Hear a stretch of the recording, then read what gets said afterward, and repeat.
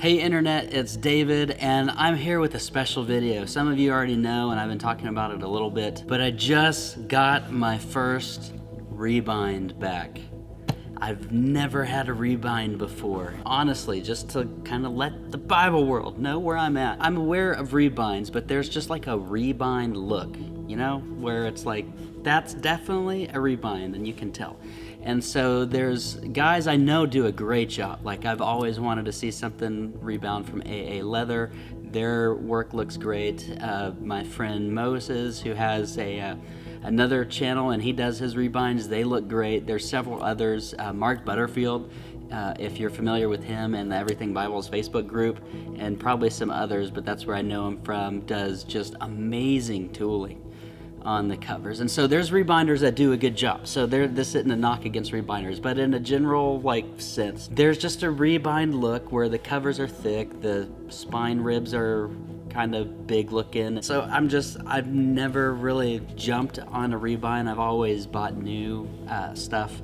And so when I think of a rebind, I want it to look as stock as possible. I know some people like dressing it up, so I don't want to like knock the dressed up looking ones, but for me personally, just my taste, I don't want it to look super fancy and bedazzled. I just want it to look like a nice Bible, like maybe Alan did the rebind or Skylar did the rebind. Anyway, that's one of the reasons I've never gotten a rebind, even though there are a few where I'm like, oh man, if I had the patience enough to send my Bible off for several months and wait for it to be rebound, then I might go with the guys that I mentioned. But anyway, in December, Adrian Alonso from AE Bibles reached out to me. And if that name is unfamiliar to you, he has a website that I will link in the description, but he's not on Instagram and he's not on Facebook, but he found my YouTube channel and we got to chat a couple days ago. Actually, after I filmed this, I'm gonna do a video chat with him for you guys just to kind of talk about the process if you're not familiar with Bibles, or if you don't know him, to get to know him a little bit better. So Adrian reached out to me in December. I'm like, hey, I would really love to do a rebind for you. And I'm like, whoa, this is amazing. I would love a rebind. And so I went to his website, and honestly, I was blown away by the pictures. I'm like, wow, this looks super professional. This looks amazing. I would be floored and honored that you would want to do a rebind for me. So Adrian, thank you so much. So I picked it all out, and you guys, I sent him probably my worst, most challenging text block. I got a American Standard Teacher's Bible from the early 1900s off of eBay several years ago, and it came with this paper cover. The pictures looked like it was a leather cover, and it came in and it was, paper trying to be leather. And I was disappointed in the cover, but whatever. I was mainly getting it because I wanted the new American Standard text block, and the Teacher's Bible was on eBay.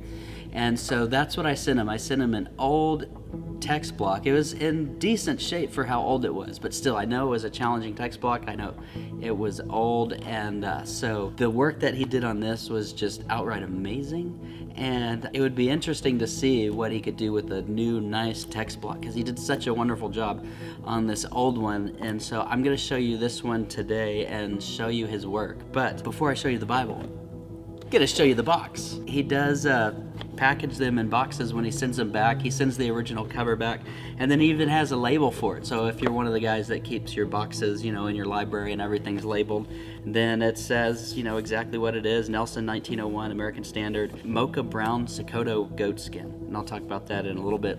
And then a dark brown liner. So he has all that information on the box. That was a nice touch, because these, especially when I move, I have all my Bible boxes in the shed, and so when we move, pack up my nice Bibles so that pages don't get messed up, and we do the move well with the library. But let's get down to it.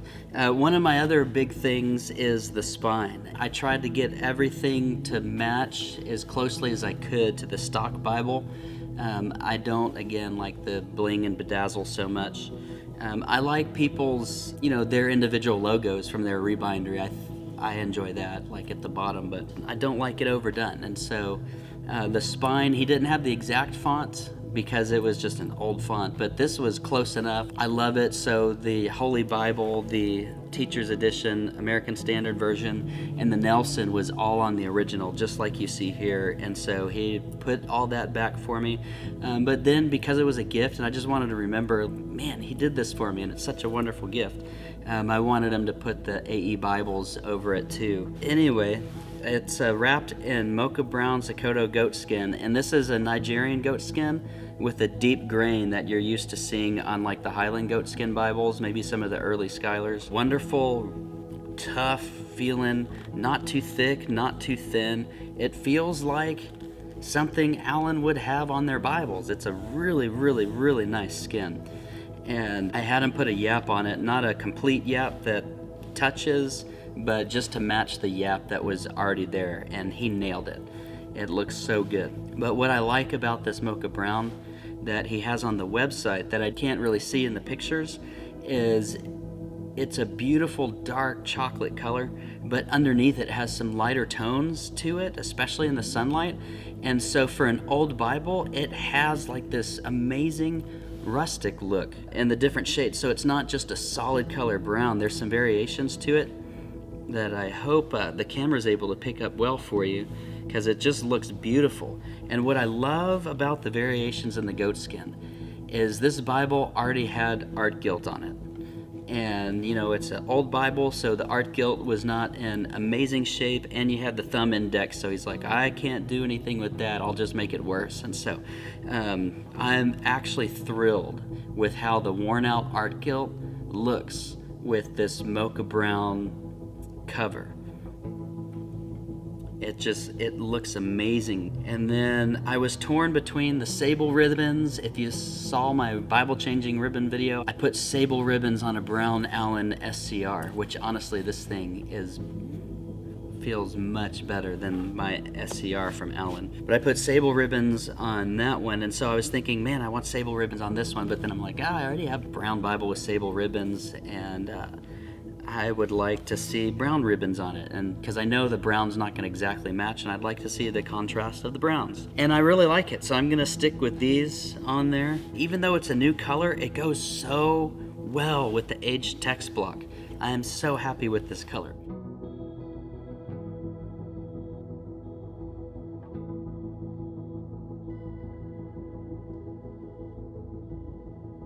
Now, open it up, brown lambskin liner with the art gilt line on here. Now he offers different types of end sheets, but for an older Bible, it just made sense to me to go with the cloth end sheets, especially because of the type of paper that was in here.